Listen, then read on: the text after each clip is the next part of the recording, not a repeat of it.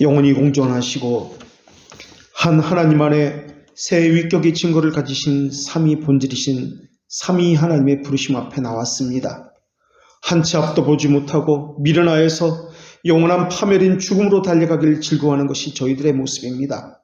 파멸에서 종령하시고 인자와 긍휼로 관을 씌워주시는 하나님이시여, 수많은 세상의 유혹과 물질과 질병의 시험과 억압에서 저희를 보호해 주시길 간구합니다. 고통과 곤란에 서덕거리며 하나님의 자비하심을 구하오니 행사를 모세와 이스라엘 자손에게 알리신 여호와여, 저희에게도 주의 긍휼을 나타내 주시옵소서.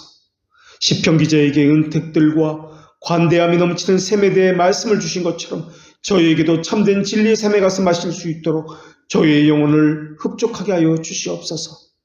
말씀이 저희에게 들어올 때 거룩한 진리의 확실한 각성이 없이 단순한 지식의 전달만을 이해하는 상태에서 벗어나게 하여 주시옵고, 하나님에 대한 지극한 사랑을 향상시키기 위해서 저희의 헛됨과 한계에 대해서는 철저하게 깨우쳐 주시옵소서. 그러나 저희는 영적 감각이 무뎌져 있습니다. 하나님의 주시는 말씀의 효과에 아무런 반응도 일어나지 않고 있습니다. 강팍한 심정을 가지고도 아무 문제가 없는 것처럼 하고 있습니다. 죄와 죄 사이에 있는 차이점도 발견하지 못하고 정욕과 정욕 사이에 있는 특징에 대해서도 구별하지 못하고 있습니다. 여전히 그들을 사랑하고 있는데도 고백을 했다고 생각하면서 죄를 떠났다 여기고 있을 뿐입니다. 감정과 이성 속에 있는 죄가 행위에 나타나는 것보다 더 악한데도 불구하고 자기 안에는 어떤 죄도 발견할 수 없는 사람처럼 무심하게 하고 있습니다. 저희는 기도를 잃어버린 사람이며 말씀에 대한 살아있는 신앙을 잃어버린 지 오래되었습니다. 하나님을 경외하기를 잊어버린 사람들이며 하나님의 주권에 대해서 인정하지 않고 살고 있으며 하나님을 인식하지 못하고 그저 하루를 생각 없이 살고 있습니다. 죄를 버리되 또 다른 죄를 붙들기 위해서 버리고 있으며, 또한 죄를 고백하지만 죄를 없앨 의도는 전혀 없이 보이고 있습니다. 죄를 고백해도 죄에서 떠나지 않고 있습니다. 여전히 그 자리에 있고 간절함도 없고 열정도 없습니다. 내일 당장 죽는다는 선고를 받았다면 마지막엔 오늘을 그렇게 살지 않을 텐데 모세의 노뱀을 바라보는 간절한 심정이 저희에게서 찾아볼 수 없습니다. 그리하오니 저희에게 살아있는 신앙을 주시옵소서. 간절한 열정을 갖추는 신앙을 갖게 하여 주시옵소서. 구체적인 죄를 보지도 못하고 말하지도 못하는 그런 거짓된 신앙 말고 살아있어서 참되게 고백하며 참된 회개를 하는 올바른 믿음을 갖춘 자들을 그들이 말씀 앞에 세워지게 하여 주시옵소서.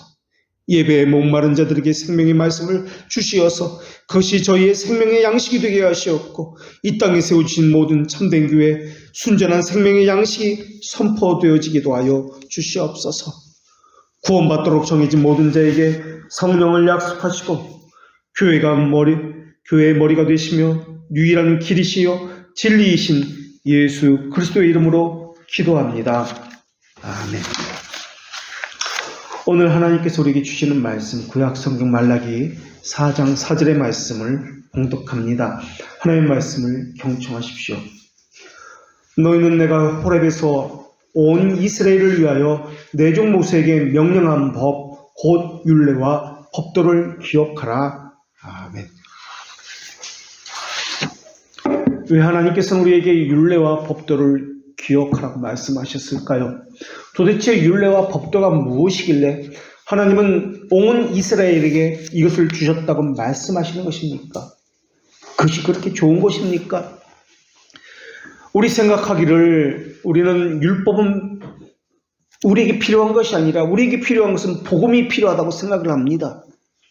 율법은 이 시대에는 더 이상 필요한 것이 아니다라고 생각을 합니다. 과연 그것이 그러할까요? 사람은 선천적으로 탐욕의 종이라서 하나님의 말씀과 그 권위와 다스림에서 벗어나려고 지속적으로 시도하고 있습니다. 사람은 자기가 입법자가 되려고 합니다. 하나님이 입법자이신 것을 너무나 싫어합니다. 이스라엘 백성도 입법자이신 하나님의 법도를 그래서 멸시한 겁니다. 그래서 싫어한 것입니다. 이스라엘에 특별하게 악한 사람들이기 때문에 그러한 것이 아닙니다. 우리의 기질이 그러하기 때문에 이스라엘을 모범으로써 우리가 그러하다는 것을 보이신 것입니다. 부패한 사람의 양심은 거룩하고 순결한 하나님의 법과는 어울리지 않습니다. 그래서 지속적으로 자기 성미에 맞지 않는 하나님의 법을 제거해내려고 그렇게 시도하고 있습니다. 그래서 교묘하게 자기가 원하는 것과 하나님의 법을 혼합합니다. 제하고 빼고 더하고 변질시키려고 계속 하고 있는 것이 또한 교회의 역사이기도 합니다. 구약시대부터 또 신약의 바리새인과 사두개파로 내려고 오기까지 또 오늘날 우리에게서 이러한 모습들이 흔하게 볼 수 있는 것입니다. 어쩌면 이 땅의 교회는 하나님의 계명이 온전히 보존된 교회는 만에 하나도 찾아보기 어려운지도 모르겠습니다. 이러한 시도들은 결국 하나님이 주권자가 아니기를 바라는 태도에서 나온 것들입니다. 하나님을 주권자로 인정한다 할지라도 하나님이 본질이 가지고 계신 그 모습으로서의 주권자가 아니라 우리가 원하는 것을 따라서 행하시는 주권자이기를 또한 바라고 있습니다. 말로는 주님이라고 부르고 있지만 실제로는 그러한 삶을 살지 않습니다. 그래서 하나님의 주권적인 통치권자인지 아니면 우리 자신이 나의 통치자가 되든지 하는 싸움은 계속해서 되어지는 싸움입니다. 하나님께서는 처음 사람을 만드실 때는 율법을 지킬 수 있는 능력이 있었기 때문에 이런 통치권에 대한 싸움은 전혀 없었습니다. 어떤 사람의 주장대로 아담은 죄를 향한 내재적 기질이 있었던 것도 아니었습니다. 또 어떤 사람들의 주장대로 아담이 중립적으로 창조된 것도 아니었습니다. 당연히 하나님의 대리인으로서 청지기로서 온 만물을 하나님의 뜻대로 다스렸을 뿐입니다. 하나님의 형상을 가졌기 때문에 참지식, 의, 거룩으로 하나님을 향해서만 전적으로 치우치도록 창조된 것이 아담이었습니다. 그런데 땅의 먼지로 창조된 그 인간이 사탄의 유혹으로 하나님처럼 되려고 했던 것입니다. 먼지가 말입니다. 그 이후 사람은 하나님을 영화롭게 하는 본래의 능력을 잃어버리게 되었고 하나님이 자신의 주인이라는 개념도 잃어버리게 되었습니다. 그래서 중생되지 않은 사람은 자기가 자신의 설계자고 주인이라고 생각합니다. 그들은 순종의 전가를 받지 못했기 때문에 하나님의 권위와 그 말씀에 순종하지 않습니다.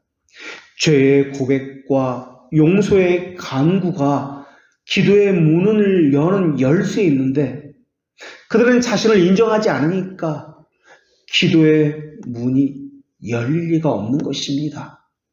형식적인 기도 몇 마디를 하고 기도를 하는 척 하고 있을 뿐입니다.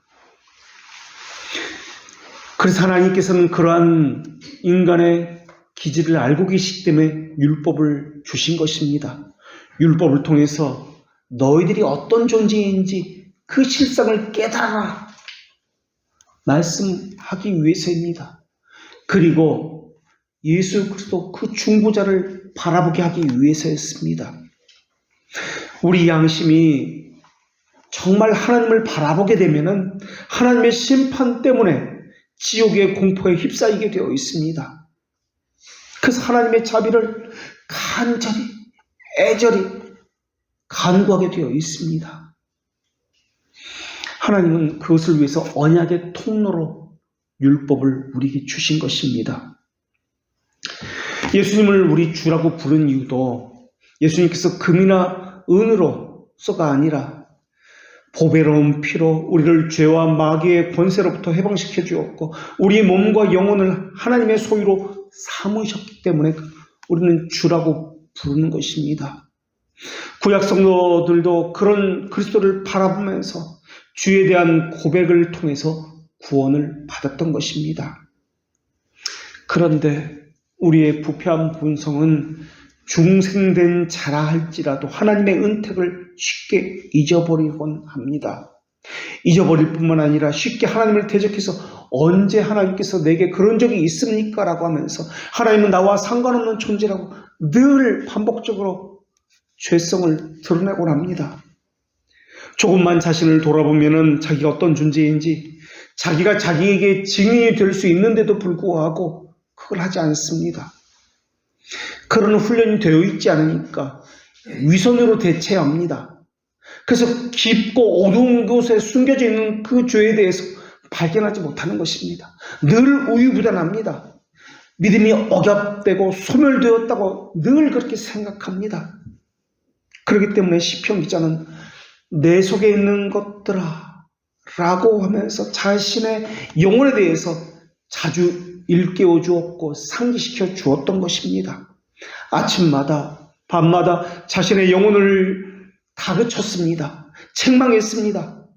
하나님은 타락한 아담과 뱀 사이에 감사하게도 적대감을 두셨습니다.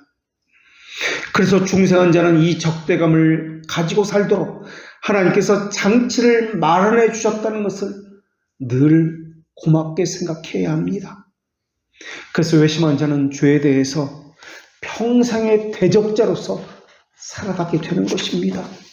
그래서 시편 기자처럼 내 속에 있는 것들아 라고 늘 이야기하게 되어 있습니다. 내 속에 있는 것들아 라는 말의 의미는 내 이성적인 모든 능력아, 내 모든 감각과 감정아, 내 모든 의지야 라는 뜻입니다. 그것을 가지고 죄와 싸우고 죄를 혐오한다 라는 의미입니다. 어떻게 죄와 싸우게 되는 것입니까? 하나님의 율법을 기억함으로 죄와 싸우는 것입니다. 그 율법을 늘 마음에 가지고 있으면서 그 말씀을 가지고 율법을 가지고 자신의 삶을 비추어 보고 이것이 과연 옳은 삶인가 그런 생각인가 늘 자신의 삶의 통치자로 세워서 싸우는 것입니다. 이것을 다른 말로 그리스도의 왕직이 그 사람의 삶에 나타난다라고 이야기합니다. 우리가 기억하여 우리 자신에게 엄중한 명령을 내리지 않으면 우리 영혼은 하나님에 올려드려야 할 모든 의무 앞에서 게을러지고 머뭇거려집니다. 하나님을 찬양하는 것에서 예배하는 것과 순종하는 것은 더더욱 그러합니다. 형식적인 예배는 할 수 있습니다. 형식적인 순종은 할 수 있습니다. 그러나 진정한 마음으로의 순종은 절대 할 수가 없습니다. 우리의 기절에는 하나님을 향한 순종하는 사랑이 없습니다. 있다면 그저 허풍으로서 하나님의 심판에 맞선 것 외에는 없습니다. 사람들은 자기 이익을 따라서 하나님을 찬양하기도 하고 순종하는 척하기도 합니다. 하나님에 대한 의무를 행하는 것도 마찬가지입니다. 겨우 눈치 보다가 마지못해 자기가 받을 비난을 생각해서 그것을 모면하기 위해서 하는 척하는 것 외에는 없습니다. 평안의 시간에는 하나님 잊고 지냅니다. 그리고 항상 문제, 결핍의 시기만 되면은 빈곤과 결핍이 우리를 몰아붙여서 기도의 자리로 나아가게 할 뿐입니다. 그러나 그 결핍에서 오는 간구는 그 결핍이 채워지면은 다시 하나님을 잊게 만드는 사람으로 되돌아가게 만듭니다. 우리는 하나님의 자비를 받기 위해서는 즉시 손을 내뻗고 있습니다. 자비를 받은 뒤에는 금세 잊어버립니다. 주신 것을 인정하는 것도 더디게 합니다. 마지못해 하는 경우가 너무나 많이 있습니다. 너무 감격해서 감사를 표하다가도 조금만 무엇이 어그러지면 다시 돌이켜 하나님을 원망합니다. 일시적 믿음과 구원 얻는 믿음에는 차이가 있는데 진리를 인정하는 면에서도 서로가 다릅니다. 은혜의 약속을 자신의 삶에 적용하는 면에서도 일시적 믿음과 구원 얻는 믿음은 서로가 다릅니다. 기쁨의 유무에서도 서로가 다르고 열매의 유무에서도 서로가 다릅니다.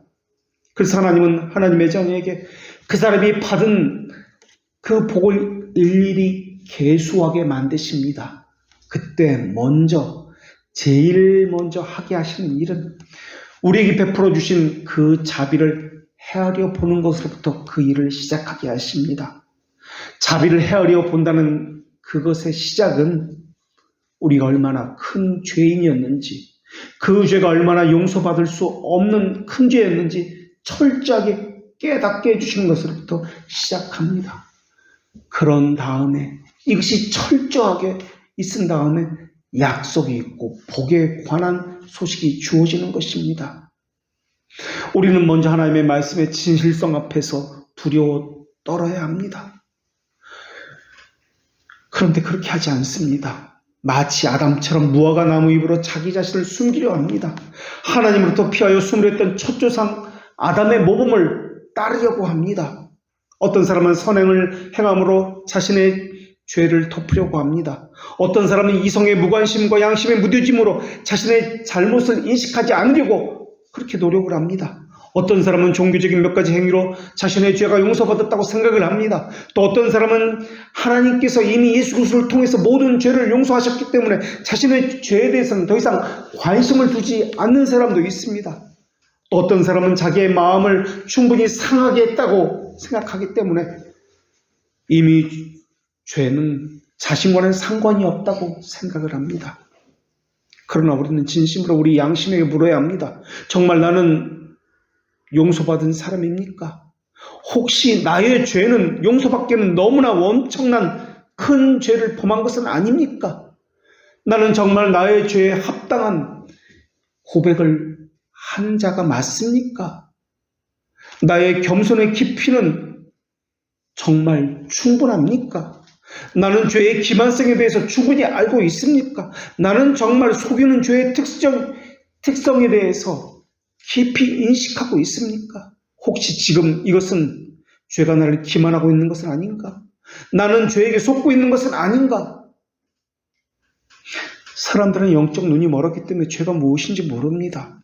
사람은 자신의 짓는 죄를 인식하지 못하고 죄에게 속한 깊고 치명적인 악을 모른 채 그저 어두움에 잠겨있는 것 자체를 평안이라고 생각하고 살고 있습니다. 신자라고요?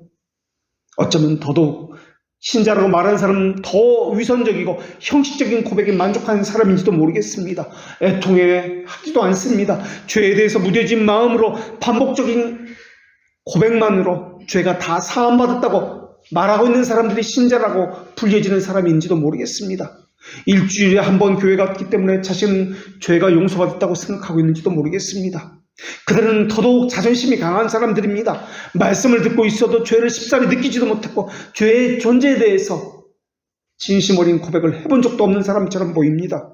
죄를 죄로 보지 못하는 까닭은 사람의 양심에 역사하는 극도의 죄가 주는 기만성에서 비롯됩니다. 죄는 광명의 천사로 가장에서 아주 멋진 모습으로 우리 앞에 나타납니다. 그래서 사람들은 자기 죄를 보지 못하고 하나님을 느끼지 못하는 삶을 살아갑니다.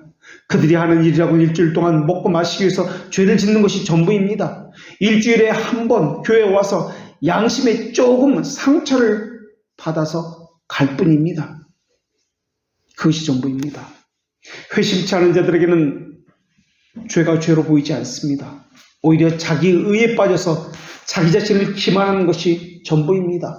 환각의 세계에 들어갔기 때문에 그들은 마약을 좋은 약으로 착각하게 만드는 것과 같습니다.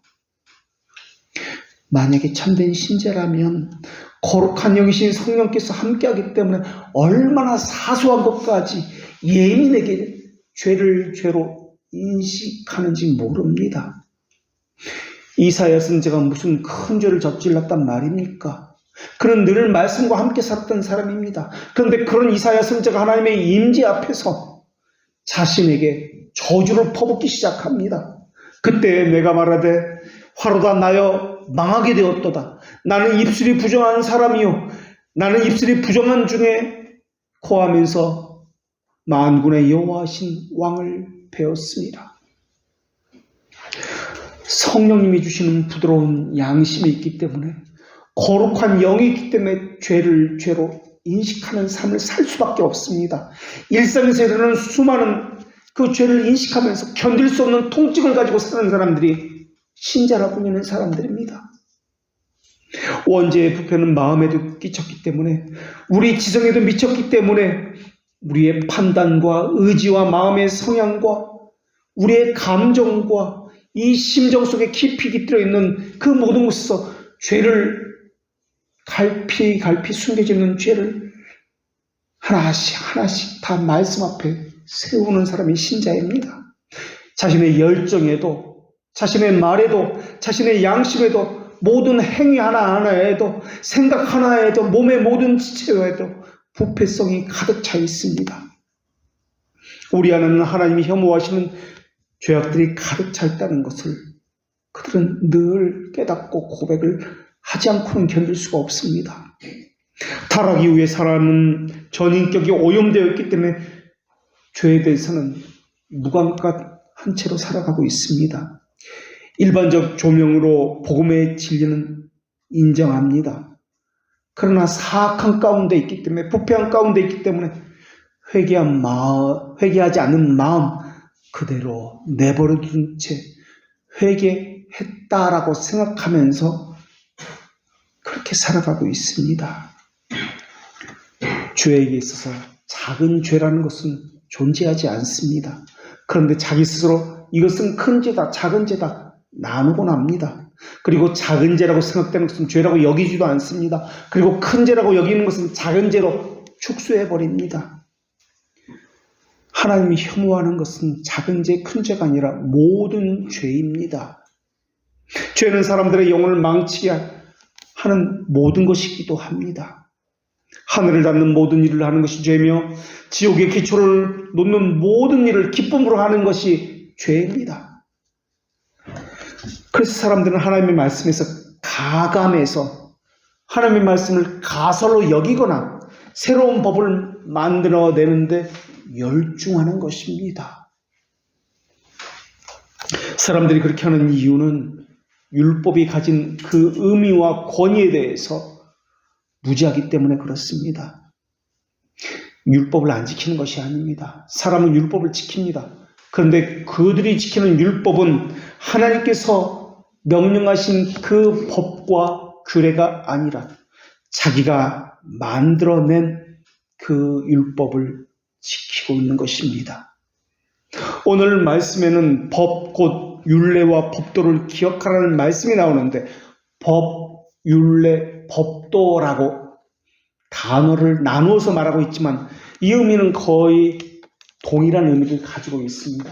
그러나 차이점이 있는데 법은 토라라는 단어를 사용하는데 이것은 가르치다, 교훈하다라는 의미를 가지고 있는 단어입니다. 그래서 법이라고 할 때 이 토라는 하나님께서 모세에게 주신 그 십계명을 중심으로 한 구약의 율법 전체를 말할 때 토라, 이 법이라고 이야기합니다. 그 다음에 율례라는 이 단어는 구체적인 법령, 규례라는 의미하는 이 호카라는 명사의 복수형입니다. 그래서 토라가 하나님의 율법 전체를 말하는 이러한 단어라면 율례라는 이 호카라는 단어는 율법을 일반 백성들이 구체적으로 시행하도록 자신의 삶에 적용하도록 하는 구속력 있는 법령을 호크라는 이 율례라고 이야기합니다. 또 그 다음에 나오는 단어가 법도라는 단어인데 이것은 미슈파팀이라는 단어인데 이것은 동사 미슈파트의 복수형입니다. 그러니까 판결을 하는 것, 재판을 하는 것, 정당한 심판, 정의의 심판 이런 개념이 바로 이 법도라는 단어가 가진 뜻입니다. 그래서 율례, 법도는 어원적으로도 구별되는데 율례는 새겨진다는 의미에서 유래됐기 때문에 영원 불변한 것으로서 공식적으로 선포되는 하나님의 명령을 나타내는데 사용되는 단어이고 이 법도 미슈파트는 재판한다는 의미에서 유래되었기 때문에 하나님께서 다스린다, 통치하신다, 재판하신다 라는 개념으로 이해될 수 있습니다. 그래서 율례는 하나님의 선포된 명령에 초점을 두고 있다면 법도는 하나님께서 엄히 내리시는 재판과 관련되어집니다. 그리고 규례는 우리의 삶에 적용되어지는 법령과 관련되어지는 단어입니다. 이것을 하나님께서 우리에게 주셨다라는 것입니다. 이러한 것을 통틀어서 토라, 법이다, 율법이다 라고 이야기합니다.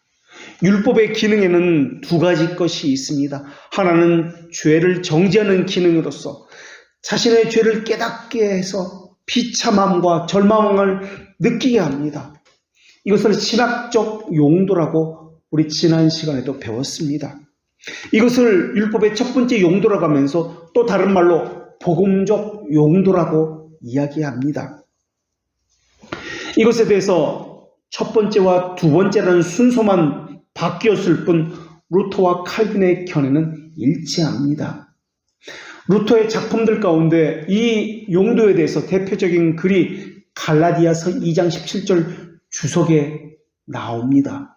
루터는 율법의 적절한 용도와 목적은 마음이 점잖은 사람들, 평안 가운데 있는 사람들에게 죄의 무게를 알려주어서 자신이 엄청난 죄를 저질렀다는 것을 깨닫게 해주고 또 하나님의 진노와 사망의 위험에 빠져서 자기도 모르는 사이에 죽어가고 있다는 것을 알게 해주는 데 있다라고 이야기했습니다. 평안에 있는 사람들이 과연 누구입니까? 어쩌면 우리 자신을 말하고 있는지도 모르겠습니다. 죄에 대해서 절망감을 느끼지 못한 채 살아가는 우리 자신인지도 모르겠습니다.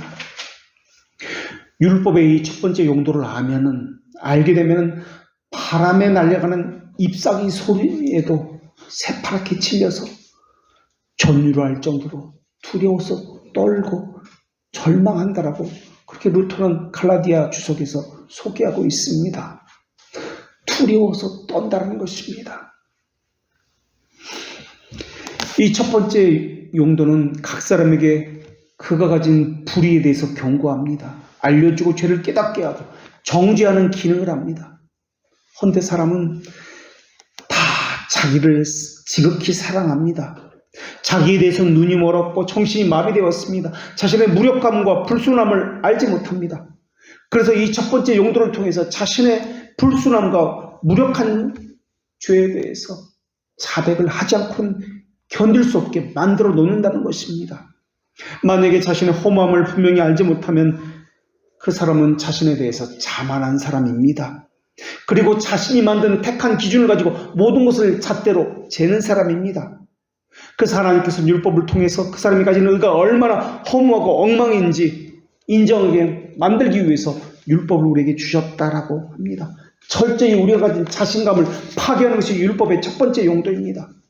자신이 얼마나 오만 불순한 사람인지 꺾이게 만드는 것이 첫 번째 용도입니다. 지금까지 아무리 자기가 굉장한 것을 했다 할지라도 이 첫 번째 율법의 용도를 대하면 숨이 가빠지고 힘겨워서 비틀거리고 절망해서 주저앉게 된다라는 것을 경험하게 될 것입니다. 이 첫 번째 용도를 깨달은 사람은 자기 눈이 맹목적으로 만들어 놓은 왜곡된 틀이 내 안에 있구나라는 것을 발견하게 될 것입니다. 내 안에 잘못된 하나님의 원치 않는 틀이 있다는 것을 깨트려버리고 이것이 교만이었다는 것을 배우게 될 것입니다. 사람에게는 교만만 있는 것이 아닙니다. 자기가 전지전능하다는 생각도 함께 있습니다. 그래서 칼빈은 사람을 반신반인처럼 자기를 생각한다고 이야기했습니다. 모든 것을 알고 있다. 모든 것을 할 수 있다. 자기가 결정을 해서 자기가 자기의 길을 정할 수 있다고 생각합니다. 율법은 그 사람 안에 있는 그 모든 병들을 다 하나씩 밖으로 끄집어내는 것입니다. 위선을 그 사람들은 선한 행위라고 생각합니다. 불의를 의로움이라고 생각합니다. 사람은 자신의 행위를 정당한 행위라고 여기면서 다른 사람의 행위는 정당하지 못하다고 모두가 다 잘못된 것이라고 그렇게 여기고 있습니다. 거기에 재미를 붙여서 여러 가지 의로운 행동들을 거짓된 것들로 만들어내서 이것이 의로운 행동이라고 생각합니다. 하나님의 은총을 기만합니다. 받지도 않은 것을 받았다고 생각하고 가지도 않은 것을 가졌다고 생각합니다. 생각만 그렇게 하는 것이 아니라 말도 그렇게 하고 행동도 이미 가진 사람처럼 이미 이룬 사람처럼 그렇게 행합니다. 이것은 모두 허구적인 가공된 가짜 의입니다. 율법의 저울로 그 사람이 가진 생활과 생각과 의로움을 달아보면 얼마나 진실에서 멀리 떨어져 있는지, 얼마나 거짓되고 죄악으로 가득 차 있는지, 그 죄악이 너무 커서 감히 우리는 어떻게 할 수 없다는 것을 깨닫게 될 것입니다. 탐욕의 죄는 아주 깊습니다. 아주 높습니다. 아주 구석구석 꼬불꼬불 숨어 있습니다. 우리를 눈을 속이고 있습니다. 칼빈의 말을 빌리자면 율법이 탐내지 말라 아니하였더라면 내가 탐심을 알지 못하였으리라, 이렇게 말씀하는 데는 이유가 있다는 것입니다. 율법은 구석구석 숨겨져 있는 탐욕을 숨어있는 굴에서 밖으로 하나씩 끄집어냅니다. 탐욕은 그 속에 숨어서 가여운 인간들을 은밀하게 지금도 죽여가고 있습니다. 사람은 그것도 모른 채 죽어가고 있습니다. 율법은 거울과 같습니다. 자신의 깊은 곳을 면밀하게 살펴볼 수 있게 하기 때문에 그렇습니다. 거울을 봐야만 우리의 무력함에 생기는 죄악이 있다는 것을 발견하게 될 것입니다. 얼마나 많은 오염과 오점이 있다는 것도 거울은 말해줄 것입니다. 결국 그 오염과 오점에서 저주도 나온다는 것도 알려줄 것입니다. 다시 말하면 회심치 않은 인간은 죄의 수령에 빠져있는 상태라는 것을 율법이 알려준다는 것입니다. 율법은 죄가 많으면 많을수록, 크면 클수록 그 책임을 묻는 심판도 엄중하다는 것을 보여줄 것입니다. 율법으로는 죄를 깨달은 이니라 라는 로마서 3장 20절의 말씀이 바로 여기에 해당되는 말씀입니다. 그렇기 때문에 회심하지 않은 자들은 죄와 죄책에 대해서 느끼지 못하면서 살아가고 있습니다. 그러나 회심한 사람은 그렇지 않습니다. 자신의 상태에 대해서 너무나 잘 알고 있습니다. 알고 있다는 말은 말 그대로 알고만 있다는 뜻이 아닙니다. 자기 신뢰에서 벗어난다는 뜻이고 자신의 비참함에 대해서 올바른 감각을 가지고 있다는 말입니다. 그래서 자신에 대해서 절망하고 있다는 말이며 자신의 죄인됨을 철저하게 고백하고 고통스러워하고, 그래서 예수 그리스도를 찾지 않고는 견딜 수 없다는 말입니다. 그것을 기도로 표현하지 않는다는 것은 거짓 회심자이기 때문에 그러하다는 뜻이기도 합니다. 간절함, 몸부림, 애통함이 그 사람의 기도 안에 가득 차 있을 것입니다. 자기를 인정하고 있기 때문에 교만이라는 그 사람에게는 있을 수가 없습니다. 율법이 가입한 것은 범죄를 더하게 하려 하기 때문에 그러합니다. 그래서 율법은 죽게 하는 직분을 감당합니다. 진노를 이루게 하는 직분을 감당하는 것이 이 율법의 직분입니다. 양심은 자기 죄에 대해서 분명하게 깨달으면 깨달을수록 가책이 더욱 커진다는 것도 확실히 깨닫게 합니다. 그래서 죄에 대해서 깨달은 만큼 기도도 더욱 절실하고 간절하고 애절하고 열렬하게 할 수밖에 없는 것입니다. 왜 기도를 열렬하게 하지 못하는 것입니까? 율법의 이 첫 번째 용도를 깨닫지 못했기 때문에 그렇습니다. 자신이 죄인이라는 인식이 없기 때문에 그렇습니다. 율법은 죄인을 당장이라도 멸망시키기 위해서 하나님의 진노를 무장시키고 있다는 것을 그들은 깨닫지 못하기 때문에 그렇습니다. 율법은 고발하고 정죄하고 멸망시킵니다. 율법은 우리를 고발하기 위해서, 죽이기 위해서 존재하고 있습니다. 그런 상황에서도 우리는 육적이고 부패한 기질을 가지고 있으면서 하나님의 율법과 맹렬히 싸우고 있습니다. 징계를 받아도 결코 시정되지 않을 사람처럼 그렇게 살아가고 있습니다. 원래 경쟁자를 만나면 더 힘을 내서 대적하는 것과 마찬가지로 우리는 징계를 받아도 얼마 후면은 다 잊어버리고 죄의 힘이 또다시 살아나는 것을 경험하게 될 것입니다. 율법은 원래 의로운 율법입니다.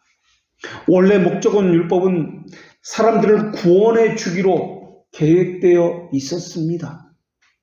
그런데 사람이 변질되었기 때문에 율법은 의로운 율법이기 때문에 이것의 다른 면은 의롭지 않은 자들에게는 죄와 죽음의 원유로 변하게 된 것입니다. 그래서 율법이 죄에 대해서 비참함을 깨닫게 하는 사역자로서 그렇게 의롭지 못한 자들에게 정죄의 기능을 하는 것입니다. 동시에 율법은 정죄의 기능을 하면서 진노와 사망의 사역자의 역할도 함께하는 것입니다. 우리가 범법자라는 것이 증명되면 율법은 더더욱 하나님의 의를 명백하게 드러내서 우리의 죄를 더더욱 폭로하게 될 것입니다. 지금 우리는 율법이 잘못되었다고 비난하는 것이 아닙니다.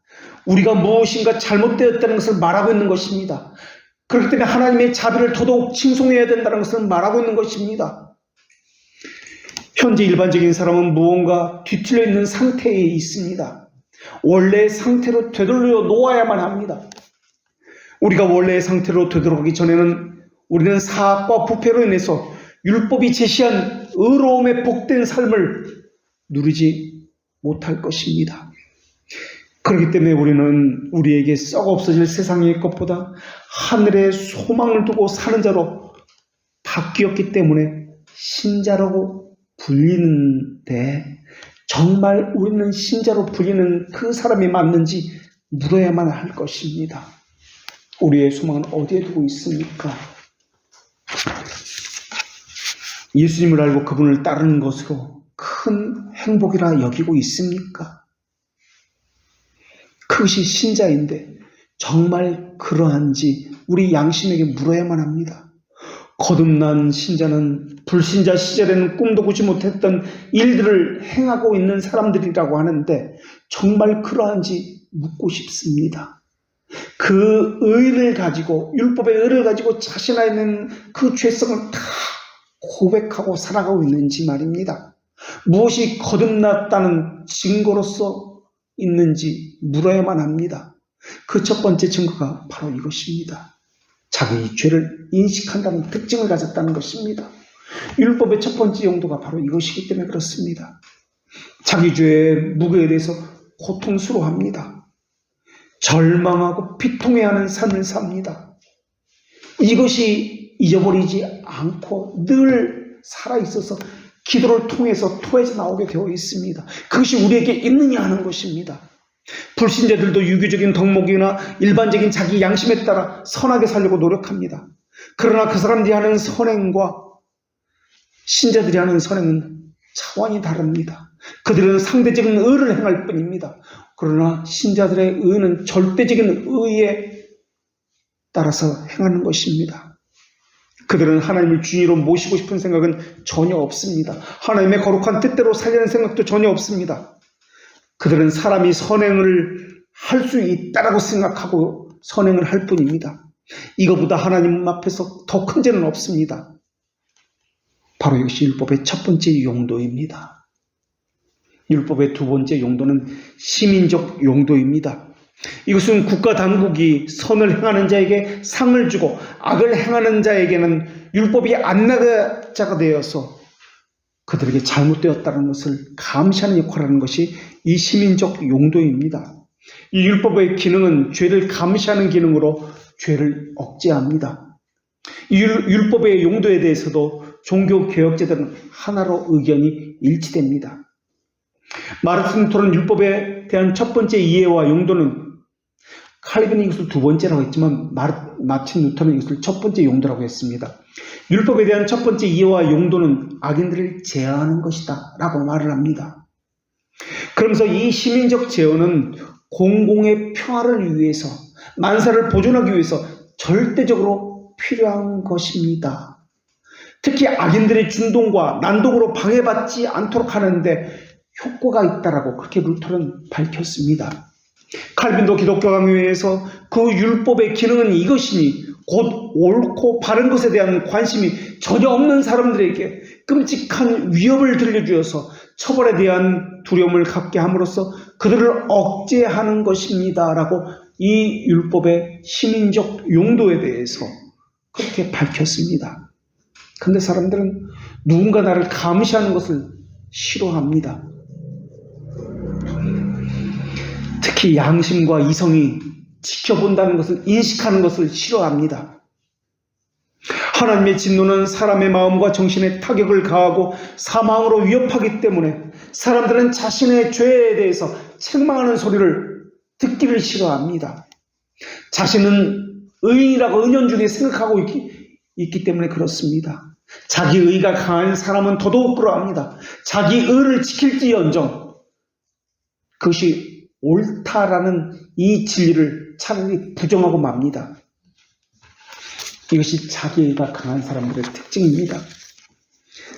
그래서 죄에 대해서 설교하는 것을 비난합니다. 자기 안에 있는 거짓된 의는 온갖 뻔뻔함을 경고하는 것을 견딜 수 없어 합니다.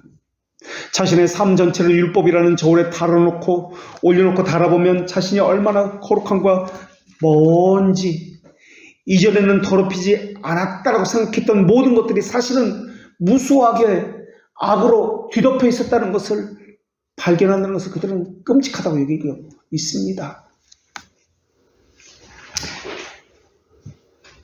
모든 사람이 사악하다는 것은 율법이 강력하게 말해주고 있는데 그들은 그것을 인정하지 않습니다.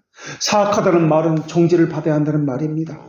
정죄를 받아야 한다는 말을 율법이 하고 있는 것은 우리를 낙심시켜서 우리를 주저앉아 버리게 만들기 위해서가 아닙니다.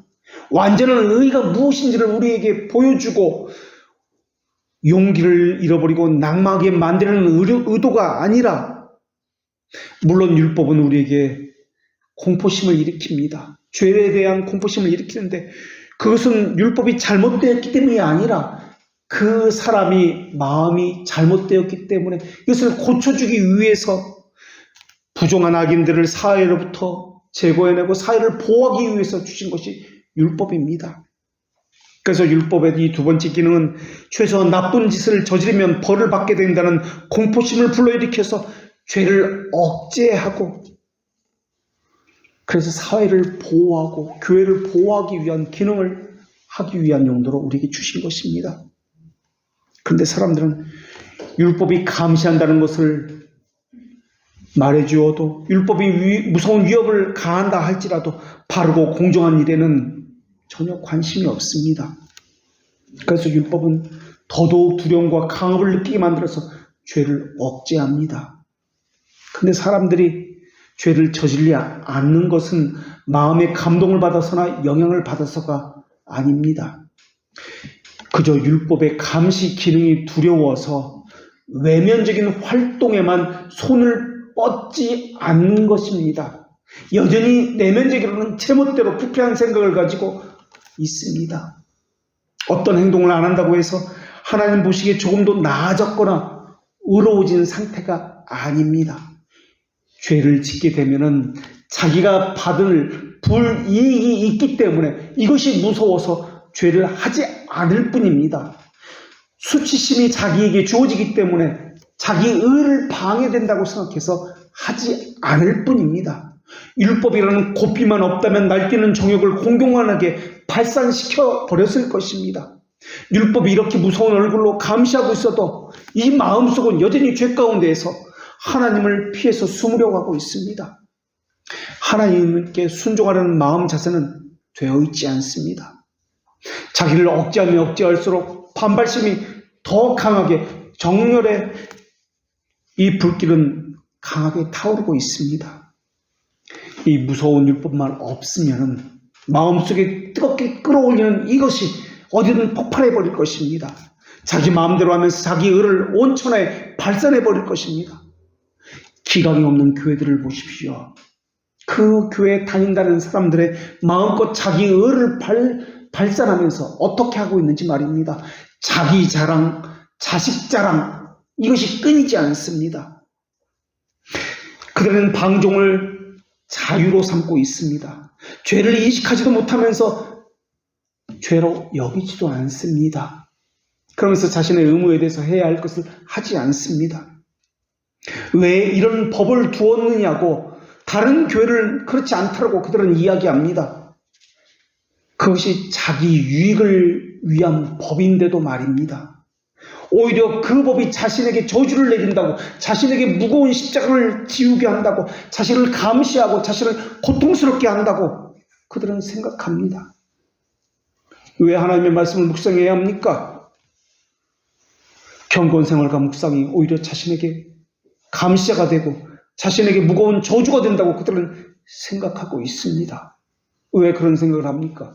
그것은 자신의 유익을 위해서 준 것인데, 사람들은 하나님의 바른 일을 하라고 명령을 내리시는 것을 참을 수 없을 만큼 분노하고 있습니다. 겉으로 표현하지 않더라도 내면에서 이것이 타오르고 있습니다. 옳은 것은 압니다. 그러나 심정적으로 받아들이지 않습니다. 반발심이 생깁니다. 그렇기 때문에 이렇게 강요된 의라도 세워서 인간 사회를 위해서 보호하는데 이 역할을 하고 있는 것입니다. 하나님의 자녀들도 마찬가지입니다. 거룩한 영을 받기 전에는 어리석음이, 육체의 욕심이 날뛰기 때문에 이런 강요와 감독을 받는 것이 그들에게 유익합니다.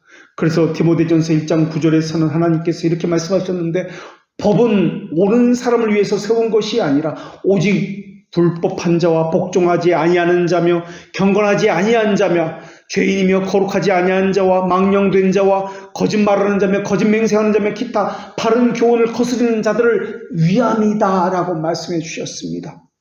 뻗어나는 정욕을 억제하는 굴레와 같은 것이 율법이었습니다. 율법이 우리 모든 사람을 심판하고 정죄하는 이유는 모든 입을 막고 온 세상으로 하나님의 심판 아래 있음을 알게 하기 위해서입니다. 그러면서 동시에 하나님이 모든 사람을 순종치 아니하는 가운데 가두어 두심은 모든 사람을 멸망시키거나 멸망하게 버려두심이 아니라 모든 사람에게 긍휼을 베풀려 하십니다라는 로마서 11장 32절 말씀도 함께 전해주고 계십니다. 멸망하기 위해서가 아니라 긍휼을 베풀기 위해서라는 것이 로마서 11장 32절의 말씀입니다. 칼빈에 의하면 이 말씀의 뜻은 자기를 의지하려는 어리석은 생각을 버리고 벌거벗은 몸과 빈손으로 하나님의 자비에 피해서 숨으라는 의도라고 말씀하고 있습니다. 그러니까 하나님의 자녀에 대해서는 율법은 다른 효과를 나타낸다는 말이기도 합니다. 율법은 우리의 죄를 비난하고 정죄합니다. 그래서 하나님의 자녀는 이 죄의 정죄 때문에 하나님에게 자비를 간절히 구하게 된다라는 것입니다.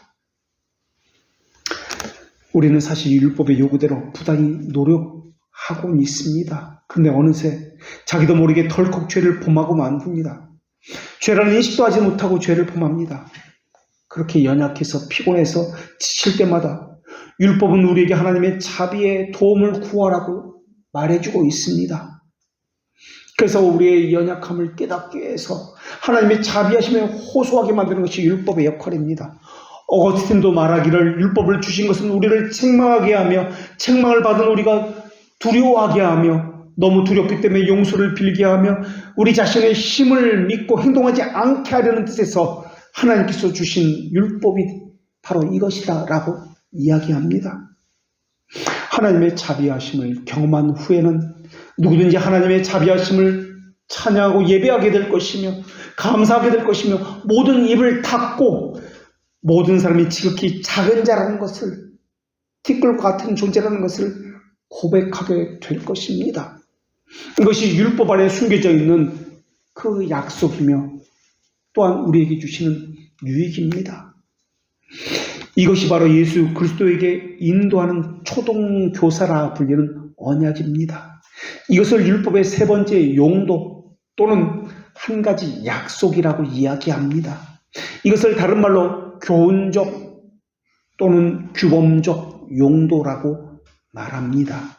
이 교훈적 용도 또는 규범적 용도는 하나님과 구주를 기쁘게 하는 길로 인도하는 교훈적 삶의 규칙으로서 우리에게 제시되는 점에서 교훈적이다, 규범적이다 라고 이야기합니다.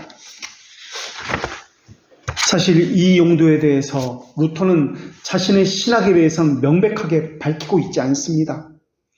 그래서 신학자들은 루터가 믿은 것이 정확히 무엇인지에 대해서 많은 논쟁을 벌여왔습니다. 그러나 루터가 쓴 소결의 문답에 보면은 10계명을 포함시켜서 각 계명이 어떻게 우리에게 하나님을 경외하고 있는지, 어떻게 살아가고 있는지 가르쳐 주는 것을 설명하고 있다는 점에서 율법의 세 번째 용도인 이 약속에 대해서 암묵적으로 표현하고 있는 것은 아닌가라고 사람들은 이야기합니다. 루터는 회심하기 전 사람에게는 율법은 그들의 죄에 대해서 하나님의 손에 쥐어진 회초리로서 막대기로서 사용되어지지만 회심한 사람에게는 율법은 하나님과 함께 길을 걷게 만들고 그들의 손에 쥐어지는 지팡이로서의 막대기다라고 이야기했습니다. 그래서 루터는 율법의 용도를 죄인들을 그리스도에게 이끄는 용도다. 그리스도로 말미암아 율법을 행하는 자가 된다라고 그렇게 소개응답에서 비추었습니다. 이 율법의 세 번째 용도인 이 규범적 용도는 이 신학의 역사는 사실 루터의 동역자이자 오른팔의 역할을 했던 멜랑이톤과 함께 시작되었습니다. 멜랑이톤은 1521년에 이미 육체를 죽이는 데 필요한 것이 율법이라는 것을 명백하게 밝혔습니다. 그러니까 멜랑이톤은 1521년에 먼저 밝히고 1534년에 골로새서 3판을 기록하면서 강의하면서 처음으로 율법의 기능과 용도에는 세 가지 용도가 있다는 것을 밝혔던 것입니다. 그러니까 이 1534년이라고 할 때 이것은 기독교 강요, 칼빈의 기독교 강요 초판이 발행되기 2년 전에 이미 멜랑이톤이 율법의 세 가지 용도가 있다라고 밝혔던 것입니다. 멜랑이톤은 율법은 억제하고 첫 번째 용도 억제하고 떨게 하고 두 번째 용도 세 번째 용도 순종을 요구합니다 라고 그렇게 밝혔던 것입니다. 멜랑이톤이 10계명이 지금도 계속 시행되어야 하는 이유는 순종을 하나님께서 요구하고 있기 때문이다 라고 밝혔습니다. 그래서 루터파의 신앙 고백서인 협파신조에 분명하게 이 세 번째 용도를 인정하면서 그 신앙 고백서 제6조에 이것을 밝히고 있습니다. 멜랑이톤도 마찬가지로 칼빈도 기독교 강요에서 밝히기를 신자는 율법의 핵심적인 용도를 삶의 규칙이라고 이야기했습니다. 그리고 제네바 교리문답에서 칼빈은 하나님이 우리에게 주신 삶의 규칙이 하나님의 율법입니다 라고 분명히 밝혔습니다. 율법은 우리가 겨냥해야 할 삶의 목표가 무엇인지를 우리에게 알려주고 있습니다. 은혜의 분량에 따라서 가장 정직한 삶을 살기 위해서 어떻게 살아야 되는지 우리에게 비침서로서 보여준 것이 율법이요 바로 이 십계명이다 라고 말씀하고 있는 것입니다. 그래서 교회에서는 이것이 가르쳐져야 합니다. 이것이 가르쳐지지 않으면 삶을 방종의 삶으로 살 수밖에 그렇게 내몰게 되어 있습니다. 칼빈은 기독교 강요에서 신자들은 율법에서 다음과 같은 두 가지 면에서 유익을 얻습니다라고 밝히고 있습니다. 첫째로 율법은 신자들이 사모하는 주님의 뜻의 본질을 날마다 더 철저하게 배우도록 하게 합니다. 그래서 그 뜻을 깨닫고 있음을 확증해주는 최고의 도구가 율법입니다 라고 밝히고 있고, 둘째로 율법을 자주 묵상하면 율법에 순종하고 싶은 마음이 일어나서 그 안에서 강건해지고 미끄러지는 죄악의 길에서 돌아서게 됩니다. 그래서 성도들은 율법을 계속 묵상해야 합니다 라고 두 번째 유익을 밝히고 있습니다. 그렇기 때문에 율법은 우리에게 필요 없는 것이 아니라 우리에게 강력한 지침서가 되기 때문에 필요합니다. 그런데 사람들은 하나님의 말씀을 묵상하기보다는 틈만 남은 어리석은 미신으로 어떤 종교적인 형상, 상상을 만들어서 공상하기를 즐겨합니다. 자기가 하나님의 법이라고 생각하는 것들을 만들어냅니다. 원망으로 공상하기도 하고 염려와 자신의 마음을 상하기도 합니다. 밤잠을 자지 못하고 자신의 육체를 힘들게 하기도 합니다. 있지도 않은 생각들을 펼쳐 보이면서 혼자 분노했다가 미워했다가 용서했다가 혼자 곰곰이 생각했다가 분석했다가 포기하기도 하고 절망하기도 하고 소망을 가졌다가 여러 가지 감정들을 쏟아내놓고 있습니다. 이러한 모든 것들은 하나님의 통치에서 벗어나기 위한 공상들에 불과합니다. 이런 사람들이 하는 공상은 하나님을 경험하는 것과 반대되는 증거를 가져올 뿐입니다.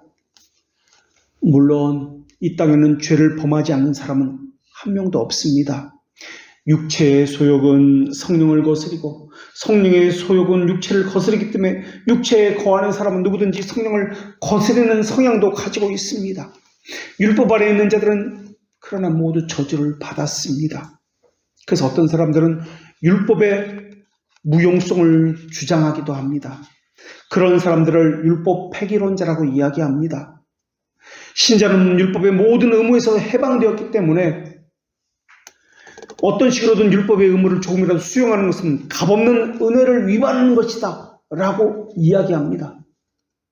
오늘도 이런 사람이 많습니다. 율법은 필요 없다. 복음의 시대니까, 은혜의 시대니까 라고 말입니다.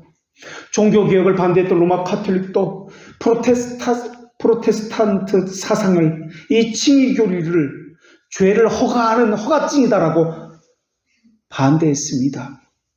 그래서 루터의 칭의론을 반대해서 개최된 트렌트 공의회에서는 그들은 칭의 관련 교령을 세우는데 율법을 폐지했다라고 오해하면서 종교개혁자들을 비난했습니다. 루터파에서는 그보다 더 일찍 율법 폐기론 논쟁이 있었는데 요한네스 아그리콜라라는 루터파 학자와 율법 폐기론 논쟁이 있었습니다. 마르틴 루터는 이런 율법 폐기론에 아그리콜라의 견해를 거부했습니다. 그렇다면 왜 우리는 율법과 법도를 기억해야 하는 것입니까? 사람으로는 이것을 지킬 수 없는 것 아닙니까? 예수님께서 제자들의 질문에 누가 구원을 얻을 수 있습니까? 라고 물었을 때 주님께서는 이렇게 대답하셨습니다. 사람으로는 할 수 없으되 하나님으로는 다 할 수 있느니라. 마태복음 19장 25절과 26절에서 말입니다. 사람으로는 할 수 없다라는 것입니다. 이 말의 의미가 무엇이냐면 하나님의 자비하심만을 의지하라는 뜻입니다.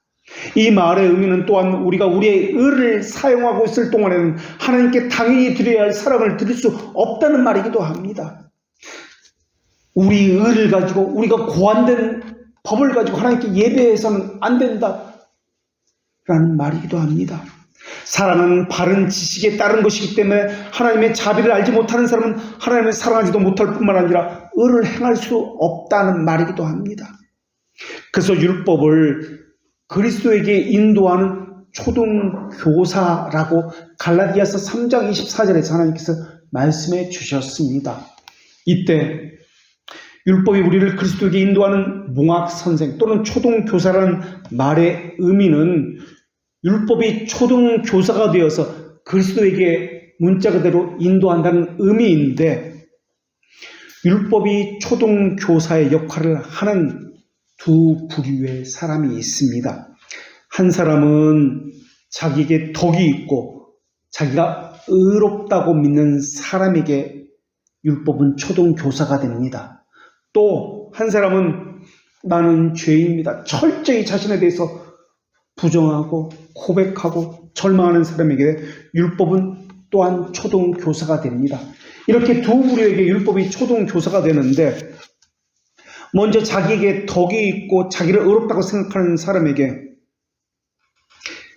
먼저 자신을 비우지 않는 한 그리스도를 받아들일 수 없다는 점에서 율법은 초등교사라는 의미로 적용되는 것입니다.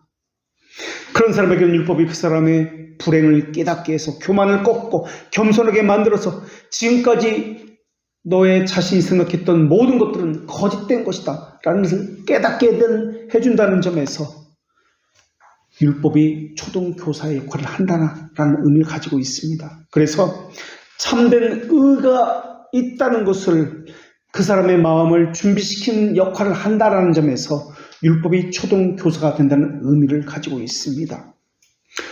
또 다른 의미의 율법이 초등교사가 된다는 의미는 이번에는 사람들에게 굴레가 필요하다는 의미에서 초등교사라는 의미입니다. 정욕이 날뛰는 것을 포기하도록 율법의 굴레로 억제하는 것입니다. 영혼을 결박해버립니다. 하나님을 잊어버리고 멸시하는 상태에 떨어뜨리게 하는 것을 억압하는 것입니다. 그렇기 때문에 하나님께서는 자기 나라를 상속시키기로 정하신 사람에게는 그들에게 찾아가서 공포심과 율법의 행위를 통해서 그들을 안전하게 보존하시는 것입니다.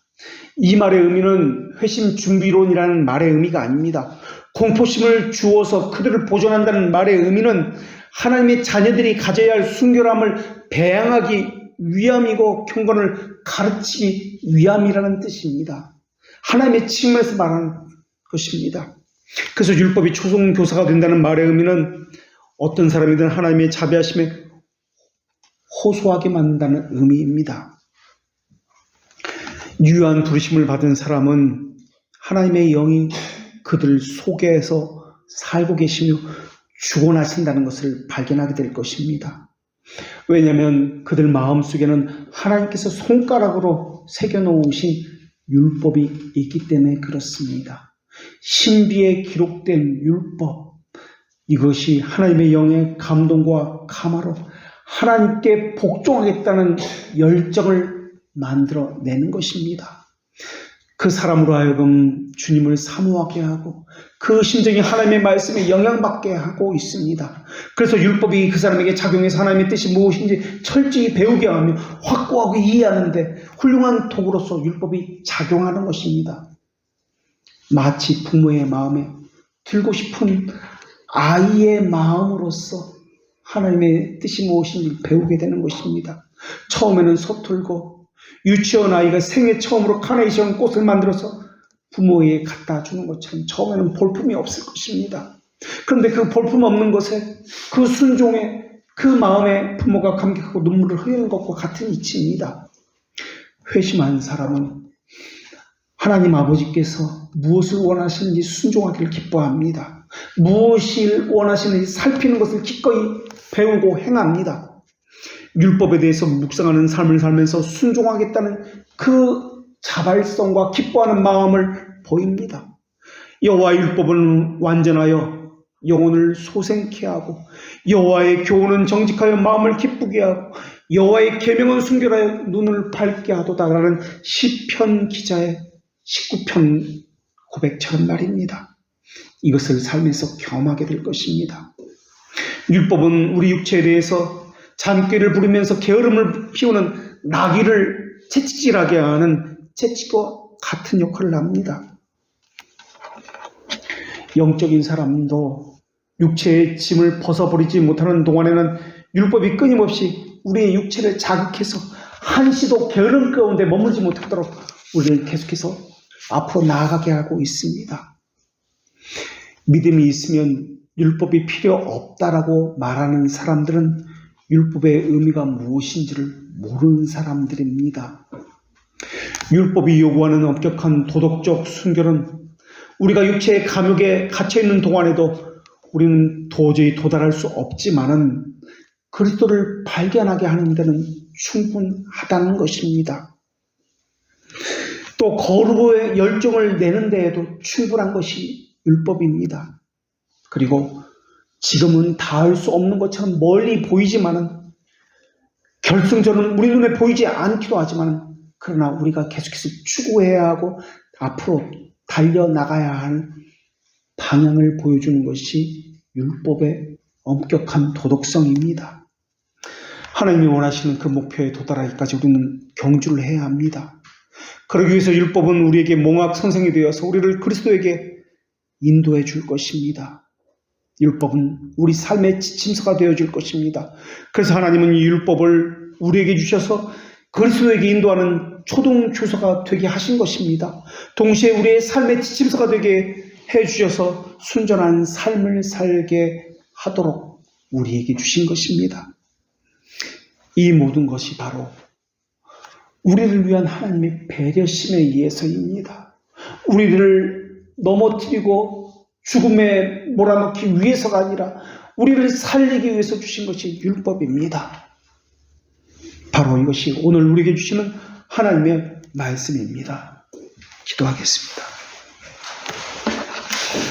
거룩한 단일한 본질이시며 구별된 세위격이신 하나님, 저희가 하나님의 말씀을 들을 때 성령께서 저희에게 빛을 비추어 주셨기 때문에 마땅히 깨달을 바를 깨닫게 하여 주셨습니다. 성령님께서는 세상과 물질과 사람에게 의존하는 것으로부터 상처와 고통을 받게 하셨습니다. 그리고 그 모든 것의 허무함에 대해서 생각하게도 하셨습니다. 그러함 속에서 통치자 하나님이심을 깊이 묵상하게 하시고, 그것이 비록 신음과 눈물과 고난이라 할지라도 섭리지 하나님께서 주신 고통과 고난을 사랑하지 않는다면 하나님의 통치를 무시하는 것이요, 하나님의 주권을 업신여기는 것이며, 또한 하나님의 사랑을 분산시키는 일이 될 것이라는 것을 알려주셨습니다. 무엇보다 하나님의 의지를 빼앗아갈 수 있는 존재는 이 땅에 아무도 없음을 분명히 인식하게 하셨음을 이 시간 고백합니다. 하나님, 고난과 고통 속에서 하나님의 사랑과 환난이 주는 인내를 달게 받게 하여 주시옵소서. 율법에 숨겨져 있던 그 언약을 발견하여서 율법은 죽음이 아니라, 사망이 아니라 생명이요 은혜라는 것을 깨닫게 하여 주시옵소서. 어둠에 살던 저에게 은혜를 주시었다는 것과 죄들을 깊이 깨닫게 하셔서 죄를 발생시킨 근원이 저희 안에 있음을 알게 하셨고, 그래서 하나님의 자비하심에 호소하여 하나님의 긍휼을 구하게 하신다는 것을 알게 하셨사오니 저희의 삶이 찬양의 삶, 감사의 삶으로 바뀌게 하여 주시옵소서. 하나님께서 말씀을 주실 때에는 거기에 큰 책임도 함께 주신다는 것도 배웠사오니 순종의 영을 주시어 저희가 저희 안에 있는 죄성을 미워할 수 있게 하시옵고, 말씀을 그릇되게 바르게 찾지 아니하고 다른 사람들도 하나님을 찾을 수 없게 막는 일은 없게 하여 주시옵소서. 저희에게 은혜를 베풀어 주셔서 모든 일에서 성령님을 의지함으로 하나님의 말씀을 바르게 깨달아라, 순종하게 하시오, 율법의 깊은 하나님의 의도를 깨달아라 살아가게 하여 주시옵소서. 이 모든 것을 순종의 의가 되신 예수님의 이름으로 기도합니다. 아멘.